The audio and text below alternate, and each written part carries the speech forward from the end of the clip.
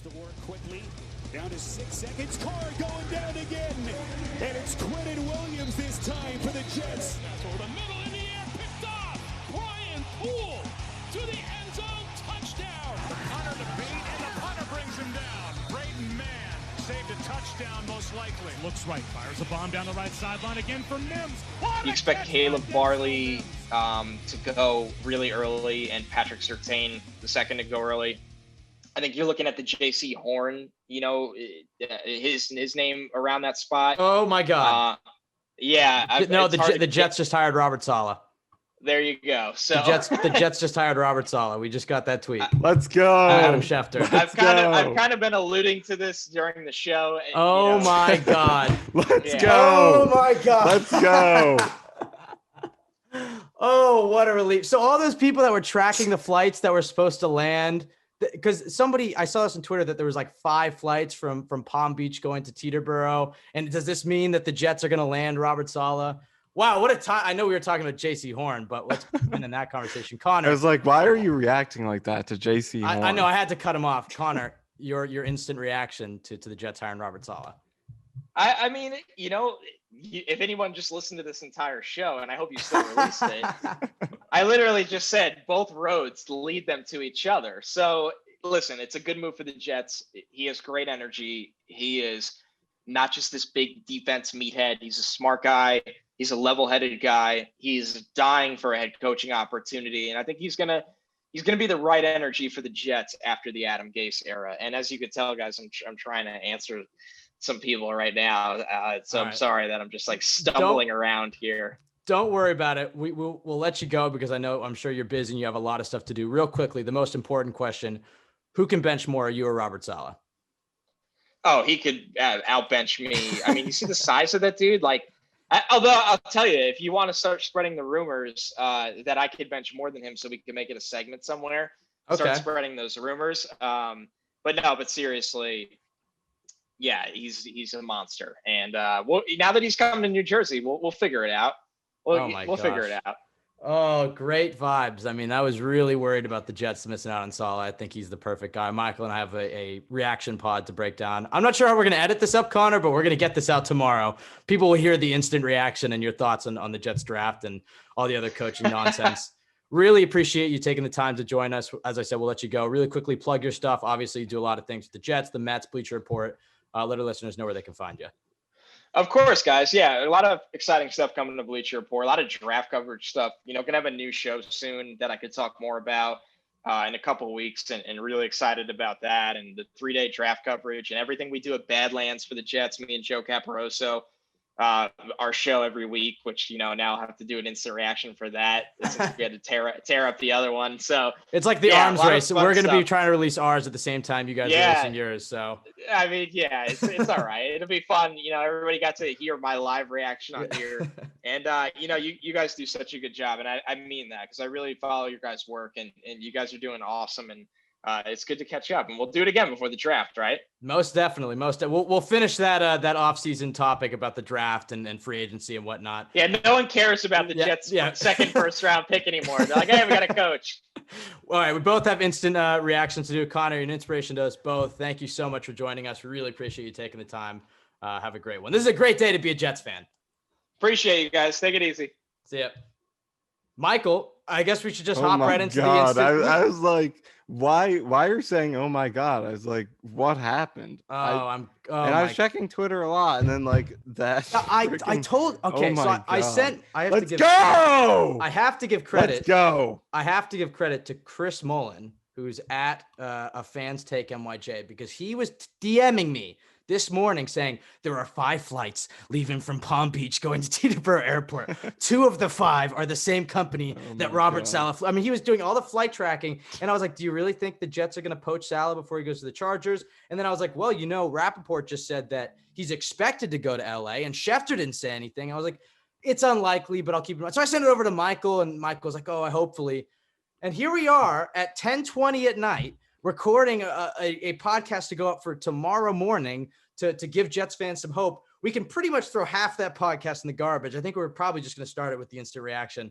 We're going to have to bring Connor on again. We started with this, but I think we can leave all that because he kind of just told the whole story anyway. He built up to. There was a climax there. This is our best pod. Michael, your instant reaction. He was your top guy. I mean, we did the head coach rankings podcast. Oh my! I can't believe it. I can't. I literally said when we talked about him on our podcast with Oscar, the first thing I said in the podcast was like, he's my number one guy, but I think it's too good to be true. Like the Jets are not going to attract my number one guy, maybe the number one guy as seen by the league, but here we are. Oh my God. Well, he was your number guy. He was your number one guy. I mean, for me, he was number two behind Pat Fitzgerald, but as far as realistic options, he was both of our number one guys. Break down what you love in Robert Saleh. You've done a lot of research on him the last few days. Bring up the analytics, bring up what he brings to the team as a leader, bring up why was he your number one guy, and why should Jets fans be absolutely stoked that they got this hire?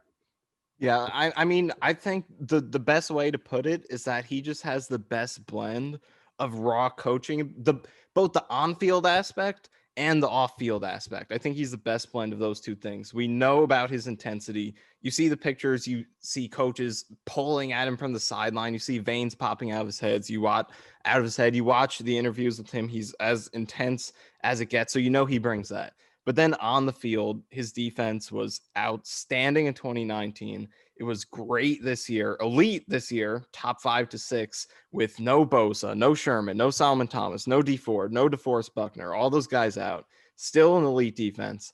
And they progress year over year. He adjusts his scheme based on the strengths and weaknesses of his players. He adjusts his game plan every week based on the strengths of the opponent. Like Oscar broke down, he'll play cover 4 if they're playing a spread offense. He'll play cover 1 because that's their main strength. That's what they need to do.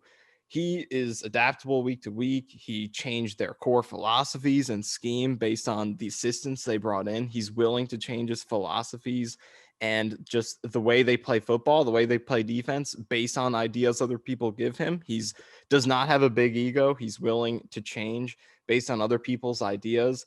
He seems like a guy who has the abilities to lead all 3 phases. He's the complete package to me, the most complete package of all the candidates by far. So I'm thrilled. I'm so thrilled. Oh my gosh. I know we were originally big Arthur Smith fans, but after we did all those podcasts, and specifically the one we recorded with Oscar, I mean, he is not just a meathead. He is not going to come in here and be a maniac and screaming on the sidelines. He's much more than that.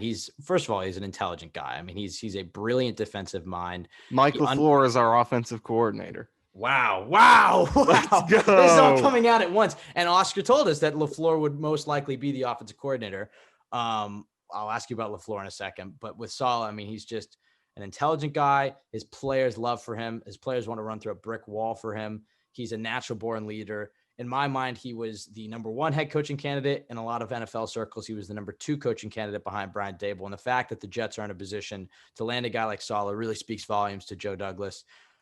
I am absolutely blown away and excited about this hire. Mike, what are your thoughts on the Jets hire Mike LaFleur? You did an article the other day about the prospective staffs that these guys could build. What are your thoughts on LaFleur as an offensive coordinator? We obviously have to wait for the defensive coordinator and the rest of the staff to play out, but the Saleh and LaFleur pairing is certainly the best on the surface, the best coaching hire that the Jets have made in forever. Oh yeah, this is a big part of it too. I didn't even mention that because this is who we assumed they'd be getting, one of LaFleur or McDaniel, but this was a big part of the package too, because look, all things being equal, if you have 2 identical coaches, but one coaches offense and one coaches defense, offense is probably slightly better. Quarterback is the most important position in the game, and the coach, his coordinator, whoever's running that offense, is a big part of his success. So all things being equal, yeah, you would rather have an offensive guy. You would prefer to, so you can have that in place for your quarterback. So, but it's a slight advantage. A defensive guy can still be great. There are plenty of them in the league. So if the Jets are in a position where somebody wants to steal their offensive coordinator because their offense is doing amazing, I will take that over sitting through 14 weeks of cheering for a loss and seeing ghost games. If you're good enough to have your offensive coordinator get poached, your quarterback should be at the point where he'll still be good without him. I think that's the biggest thing. But this was another big plus of hiring Saleh, that he would bring one of these guys with him. And now they have a young up-and-coming offensive coordinator who did a really good job with their passing game the last 2 seasons. They were a top 10 passing attack in 2019 by DVOA with Garoppolo healthy. This year he was healthy for only 6 games, so you can't really judge them. But even, I mean, CJ Beathard had over 100 passer rating over his 2 starts, and the Niners were still in the top half of the league in both total passing yards and net yards per passing attempt this season. They use a lot of play action. Jimmy Garoppolo was a top 10 in both play action frequency and yards per attempt on play action in each of the past 2 seasons. So just another bonus of hiring Saleh that makes him a complete candidate. And to quote Christopher Johnson, he is coaching to where offense is going. I mean, I will say that the direction that LaFleur will take this offense hopefully will be into the 21st century, as the Jets have not had an offense that produces like San Francisco or like LA or any of these Shanahan disciples have in a long, long time. I'm just so ecstatic with this news. And speaking of Christopher Johnson, Jets fans aren't going to want to hear this, but he deserves a lot of credit. He deserves a lot of credit for, first of all, getting Joe Douglas in the building, making that. It was clumsy, but it was the right call to get McCagnon out of there and getting Joe Douglas and ponying up the money to get Joe Douglas's guy in Robert Saleh. I mean, he deserves credit. I mean, the Jets, you can question the new uniforms. You can question hiring Gase and the timing of the GM search and the fact that we're heading for an 0-16 season. But Christopher Johnson deserves a lot of credit, and I think he's going to earn himself a lot of goodwill with the fans. Michael, I don't even know where to take this. Obviously, our instant reaction was live on the podcast. I'm absolutely ecstatic with the news. I don't think there's anything else to add for it right now. We will obviously have plenty of other podcasts breaking down what this means for the draft and film podcasts. I'm sure we're going to have Oscar back on and other people to break down Saleh and LaFleur and the rest of the staff. Absolutely ecstatic. Michael, anything else you want to add before we get out of here? I don't know. I'm so excited. It's excited. It's an adrenaline. I can't even think of words. Makes it even better. We thought we lost him yesterday. Oh my gosh. Yeah, I know. That was so good. You don't know what you have. It was like a good movie. It was like a good great. movie. We had all the excitement, and then we had the belly of the whale moment yesterday, and now it's the climax of the movie, and Robert Saleh has stormed back into Florham Park, New Jersey. Shout out to Bush Boy, camping outside of the Florham Park gates and getting live shots of Robert Saleh like a TMZ photographer. I think he deserves a special shout out, but wow, an exciting time to be a Jets fan. I mean, I think the last 2 years have just been so painful because you're in a position where it's like, oh, this is not going to work out, but all right, we'll just cheer for the Jets and Gase positivity. And we got to the point where we're talking about, okay, how long do we have to wait until he's fired or Sam Darnold, Adam Gase tied at the hip? We can throw all of that out. Robert Saleh is a legit head coaching hire to be happy about. He will get the honeymoon grace period. I am absolutely thrilled with this hire.